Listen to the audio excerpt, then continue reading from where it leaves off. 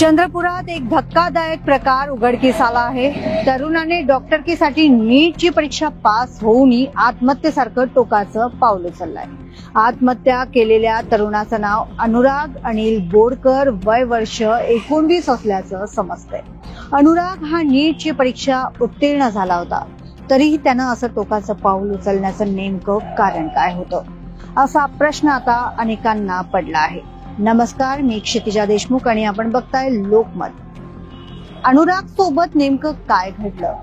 अनुराग बोरकरने नीट परीक्षेत चांगलं यश मिळवलं होतं, मात्र त्यानं टोकाचं पाऊल का उचललं असेल, याबाबतची माहिती आता समोर आली आहे।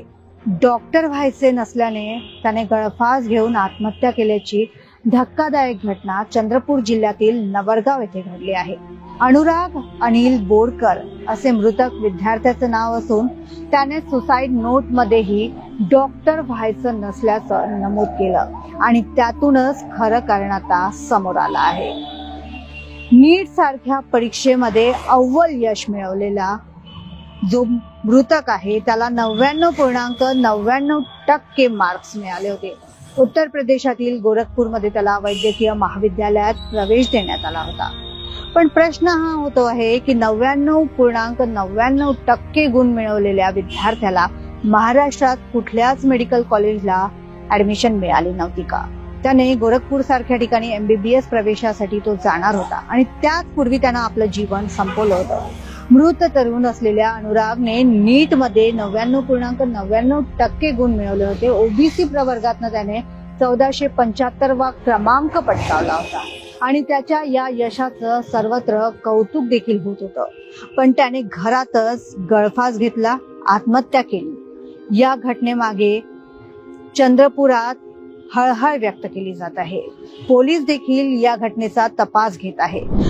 आज सकाळी 4 वाजता नवरगाव येथील अनिल बोरकर यांचा मुलगा अनुराग बोरकर, वय 19 वर्ष, याने गळफास लावून आत्महत्या केल्याची माहिती मिळाल्यानंतर मार्ग दाखल करण्यात आलेला पोलीस स्टेशन सिंदेवाई येथे आणि चौकशी सुरू आहे। यामध्ये अनुराग बोरकर याने एक सुसाईड नोट सुद्धा घटनास्थळावरून मिळालेली आहे। सदर सुसाईड नोटमध्ये मला डॉक्टर व्हायचं नाही आहे असं त्याने लिहिलेलं आहे आणि एकंदरीत सुसाईड नोट पाहता अभ्यासाचं आणि एकूण टेन्शन त्याला आलेलं दिसतंय आणि तो प्रेशर बरोबर हँडल करू न शकल्यामुळे त्याने आत्महत्या केली असं दिसून येत आहे।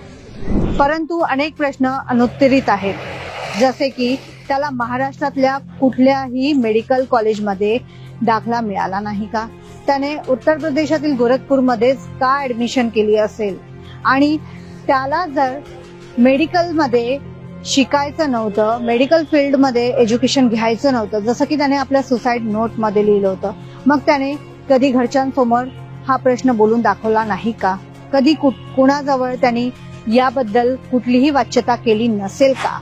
असे अनेक प्रश्न आता इथे उपस्थित होत आहे आणि पोलीस या सर्व प्रकरणाचा शोध घेत आहे।